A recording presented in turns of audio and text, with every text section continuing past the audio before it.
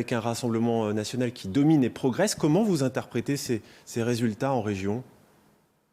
Ah, vous savez, je pense qu'il n'y a pas que nos électeurs qui ont voté pour la justice sociale et plus de justice environnementale. Beaucoup d'électeurs qui n'ont pas voté pour nous et beaucoup d'électeurs aussi qui n'ont pas voté du tout veulent cette inflexion des politiques menées par Emmanuel Macron jusqu'à présent. Et donc, quand on regarde les sondages, par exemple, 73% des Français veulent en finir avec les politiques macronistes. Donc, on a au contraire une très large majorité, y compris dans la région Hauts-de-France, pour arrêter de faire ce que Emmanuel Macron faisait, c'est-à-dire Robin des Bois à l'envers. Il a baissé les impôts des plus riches pour enlever des aides aux plus pauvres. Nous allons juste faire l'inverse, mais je précise que pour 9 Français sur 10, ils ne paieront pas plus d'impôts. C'est important. D'accord, mais si vous parvenez au gouvernement, est-ce que vous arriverez à inverser cette tendance qui est quand même présente dans la région, ce que le camp présidentiel n'a pas réussi à faire ? Alors, ils n'ont pas réussi, premièrement, parce qu'ils n'avaient pas l'envie. Ce n'était pas leur objectif de faire de la justice sociale. Nous, non seulement on a l'envie, mais on a aussi la détermination et surtout, on a la légitimité populaire. Je vous prends une mesure très simple. On avait promis que l'école serait intégralement gratuite pour les enfants, pas juste les frais de scolarité qui sont déjà gratuits dans le public, mais aussi par exemple, le chariot de course de rentrée, les fournitures scolaires.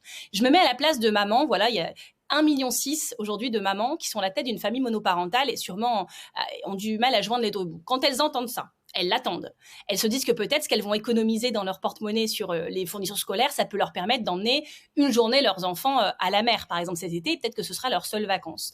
C'est attendu, on doit le faire. Celles et ceux qui feront obstacle politiquement à ce qu'on mette en place ces mesures en porteront l'entière responsabilité. Et je pense que pas grand monde le fera, vous verrez. Il faut profiter de ce résultat, de cet espoir qui a été mis dans les bulletins Nouveau Front Populaire, mis dans l'urne, pour dérouler et pour aider celles et ceux qui en ont tant besoin. Mais en fait, ça concerne quand même 90% du pays, donc je pense que ça fera du bien à tout le monde. Alors le gouvernement, c'est pas encore fait. Le chef de l'État semble vouloir jouer la montre, rester maître des horloges. C'est le seul qu'on n'a pas entendu depuis les résultats. Comment vous interprétez cette temporisation, pardon ? Vous savez, je pense qu'au Nouveau Front Populaire, nous devons être clairement dans la modestie, parce que oui, nous n'avons pas la majorité absolue, et voilà. Donc je pense que c'est important, mais le président de la République ne peut pas être, lui, dans le déni. Et aujourd'hui, dans le camp d'Emmanuel Macron, je vois des gens qui c'est vraiment le paroxysme du en même temps, c'est-à-dire qu'ils ont perdu, mais en même temps, ils font comme s'ils avaient un petit peu gagné. Mais ça ne marche pas. Ils veulent vous effacer ? Je pense qu'ils veulent faire comme s'ils avaient gagné. Donc, il faut que chacun comprenne dans le camp présidentiel qu'on ne peut pas faire semblant d'avoir gagné quand on a perdu. C'est la base en démocratie. Tout comme dans le camp du Nouveau Front Populaire, on ne peut pas faire semblant non plus qu'on a la majorité absolue, ce que nous n'avons pas. Il faut juste que les gens soient sincères, clairs, qu'on ne mente pas aux Français, qu'on ne les manipule pas et qu'on ne les prenne pas à témoin de semaines et de semaines d'ineptie politique dont le pays, je pense, est lassé. Les écologistes, ils seront vigilants. Néanmoins, vous allez devoir trouver un nom. Les discussions avancent ? Eh bien, évidemment, nous sommes au travail. Alors, je pense que chacun comprendra que ça ne prenne pas 3 minutes parce qu'on fait des choses sérieuses et surtout, on le fait dans une situation politique qui est inédite. Donc, c'est normal que ça prenne un peu plus de temps et ça prend un peu plus de temps parce qu'on veut le faire bien. Nous, les écologistes, on a toujours posé 4 critères pour le bon Premier ministre. Quelqu'un déjà qui soit aligné avec le programme du Nouveau Front Populaire pour pouvoir l'appliquer clairement.